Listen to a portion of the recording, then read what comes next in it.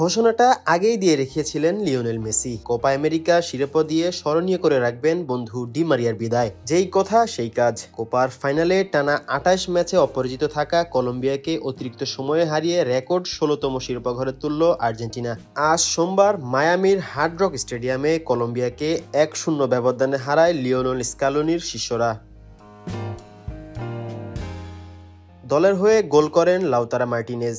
এটি আর্জেন্টিনার টানা তৃতীয় শিরোপা জয়, যা এক বিরল রেকর্ড বটে। হাড্ডাহাড্ডি লড়াইয়ে পুরো ৯০ মিনিট গোল পায়নি আর্জেন্টিনা কলম্বিয়ার কেউই। বল দখল ও আক্রমণে আর্জেন্টিনার চেয়ে বেশ এগিয়ে ছিল কলম্বিয়া, তবে একের পর এক সুযোগ কাজে লাগাতে না পারায় খেলা গড়ায় অতিরিক্ত সময়ে, যেখানে বাজিমাত মার্টিনেজের। এর আগে ম্যাচের প্রথম মিনিটে সুযোগ পেয়েছিল আর্জেন্টিনা। মন্টিয়েলের ক্রস থেকে পাস ওয়ালেই তা লক্ষ্য রাখতে পারেননি আলভারেজ।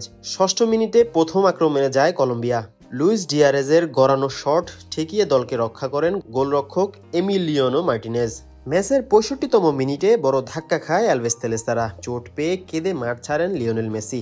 এরপর আবারও বেশ কিছু আক্রমণ করলেও গোলের মুখ দেখেননি কেউ। যদিও কলম্বিয়া অনেক সুযোগ পেয়েছিল আর্জেন্টিনাও, কিন্তু কেউই পায়নি জালের নাগাল। ফলে ম্যাচ গড়ায় অতিরিক্ত সময়ে।